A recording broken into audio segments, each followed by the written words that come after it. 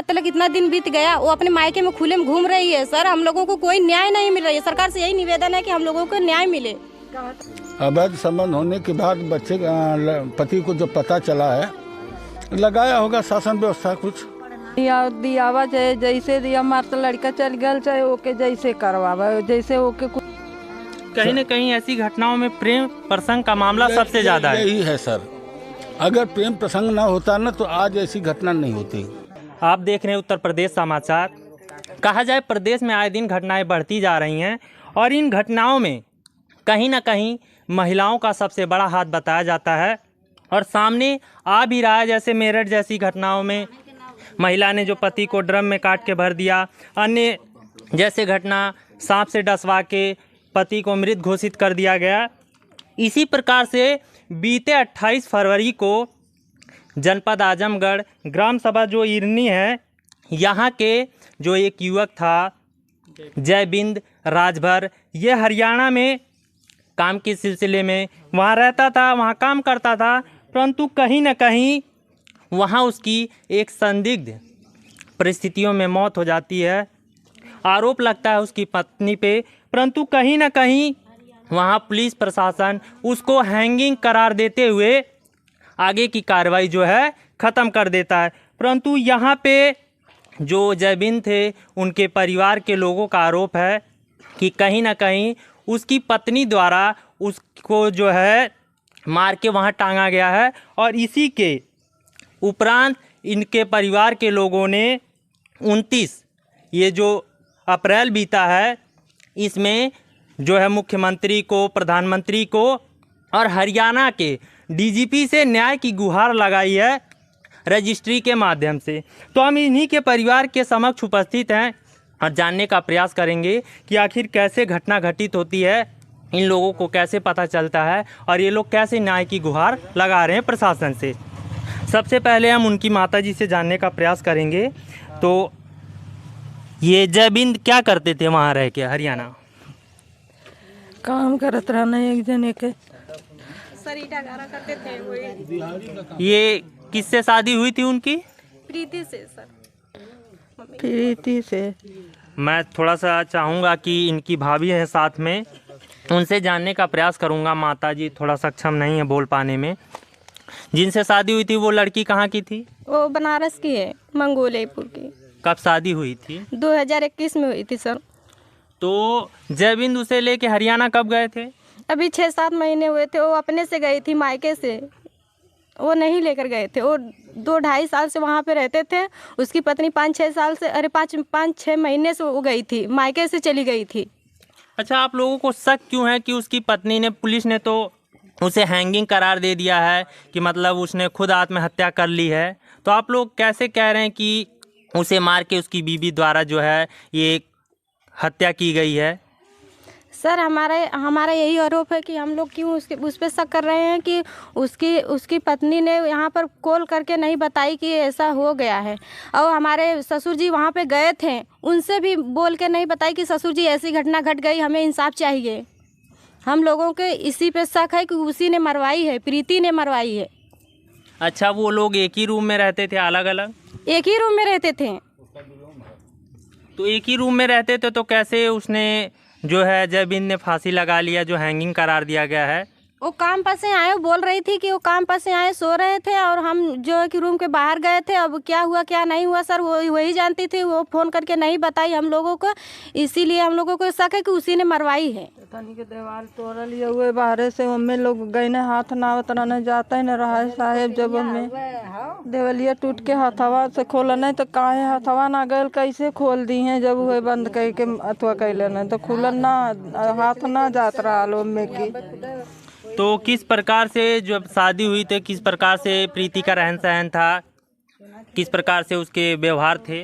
उसका व्यवहार बिल्कुल नहीं ठीक था सर। 1 महीना 1.5 महीना यहाँ पे रहती थी, वो भी मम्मी और पापा से सबसे झगड़ा लड़ाई करती थी। वो भी खाना पीना ठीक से नहीं बनाती थी, जो है कि एकदम झगड़ा लड़ाई करती थी। फिर यहाँ से भाग के अपने मायके जाती थी, मायके से वहाँ से फिर चली गई उसके साथ।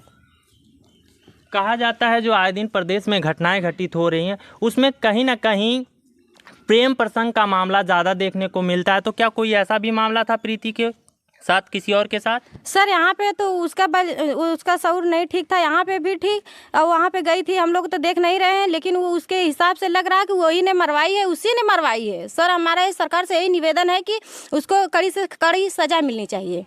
किसी प्रकार से और उसका किसी और के साथ प्रेम प्रसंग, ऐसी कोई जानकारी आप लोगों को? सर रूम मालिक उसके साथ में रहता था, कोई काम, इतनी बड़ी घटना घट गई, हम लोग हमारे ससुर जी गए थे वहाँ, जो है कि पोस्टमार्टम वहाँ जहाँ की माटी गई थी वहाँ पर गए थे, तो उसी ने वो मकान मालिक ही बार बार आता था, उसके जो फ़ोन करके बुलाती थी वही भाग कर आता है। क्या कारण था, किस लिए वो आता था सर? उसी ने मरवाई है। माता जी क्या चाहती हैं, प्रशासन से कैसे न्याय की गुहार लगा रहे हैं आप? बेटा तो चला गया और आप लोग प्रशासन से आपने रजिस्ट्री के माध्यम से न्याय की गुहार लगाई है, तो क्या चाहते हैं, कैसे न्याय मिले आपको? अब हमके कैसे तो सर जी हमर से निया दियावा चाहे जैसे दिया, हमार तो लड़का चल गया, चाहे ओके जैसे करवावा, जैसे ओके कुछ ना चली तो कैसे तो इस समय ये जो प्रीति थी जिनसे उस जयबिंद की शादी हुई थी, इस समय वो कहाँ है? वो सर इस समय अपने मायके में ही है। मायके में? हाँ सर। सर हमारा यही सरकार से निवेदन है कि उससे पूछा जाए कि कैसे कैसे क्या हुआ था, उसी से पूछा जाए, वही बताएगी ना क्या हुआ था सर। तब उन्होंने नहीं बताया था उस समय जब ये पूरी घटना घटी थी? नहीं, फोन करके नहीं बताई, तो कुछ भी नहीं बताई सर, आज तक भी फोन करके नहीं बताई वो। तब आप लोगों ने प्रयास नहीं किया, प्रशासन की सहायता नहीं ली? सरकार से प्रशासन के सहायता करने के लिए हम लोग बहुत प्रयास करे, सरकार कुछ नहीं सुन रही, अभी तक कुछ नहीं सुनवाई हो रही है सर। हमारे ससुर जी दिल्ली में गए थे, वहाँ पे कोई सुनवाई नहीं हुई, आज तक इतना दिन बीत गया, वो अपने मायके में खुले में घूम रही है सर। हम लोगों को कोई न्याय नहीं मिल रही है। सरकार से यही निवेदन है कि हम लोगों को न्याय मिले। कहत रहे हमारे पतो है जवन तू वो लोगन कहता न गवाह लिया कहत रहे हम कहाँ से गवाह ले आई, हम तो यहाँ कौन रही गवाह ले आई, वो हमारे पतो है बताई, कहा था ओके काहे के जिले में लगाओ तो हाँ वो तो। यहाँ पे एक गांव के जो कहा जाए गांव के व्यक्ति उपस्थित हैं, गांव के लोग उपस्थित हैं, उनसे भी हम जानने का प्रयास करेंगे कि वो इस घटना को कैसे देखते हैं, वो गांव के लोग हैं, उनको कैसी जानकारी हुई, किस प्रकार से इन लोगों को इस घटना के बारे में बताया गया, उनसे जानने का प्रयास करते हैं। क्या नाम आपका? हमारा नाम संतोष कुमार पाठक है, और घटना के दिन ही लगभग रात में फ़ोन आ गया। हमारे गांव का एक लड़का है, वहाँ सर अपना बिजली का काम करता, उसी में अभी लड़का काम करता था। इसकी पत्नी ने उसको फ़ोन की तो वह उठा करके यहाँ फ़ोन किया। दूसरे दिन ये सब भाग करके वहाँ गए, पिताजी और 2 एक रिश्तेदार।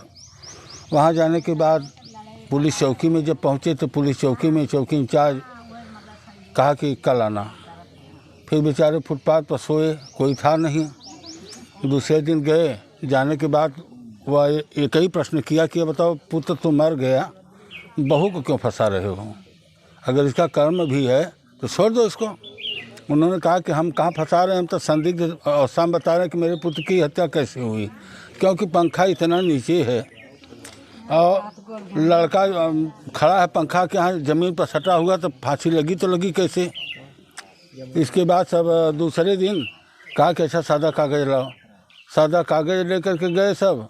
सादे कागज़ पर जितने लोग थे सबसे अंगूठा लगवाया, आधार कार्ड का फोटोकॉपी लिया। मतलब उस पर लिखा कुछ नहीं, अंगूठा लगवा लिया सबका। और ये किसके द्वारा किया गया? यह चौकी इंचार्ज के द्वारा किया गया जी, पुलिस वालों के द्वारा। इनके पिताजी ने कहा कि हम सादे कागज़ दस्तखत नहीं करेंगे, 2-4 सट्टा लगा भी इनको। अब हमारे डर बस जो है कह दिए।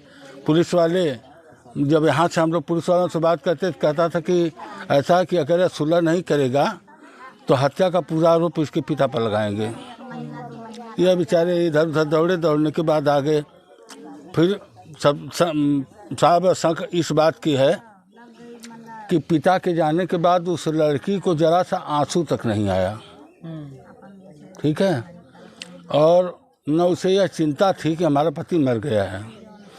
फोटो में आप देख लीजिए, हमारे बगल के ही कुछ दूरी के 2 बच्चे हैं जिस समय घटना घटी है।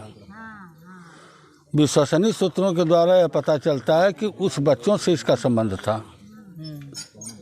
अवैध संबंध होने के बाद बच्चे पति को जब पता चला है, लगाया होगा शासन व्यवस्था कुछ, इसके बाद दूसरे दिन जो है ऐसी घटना घट गई।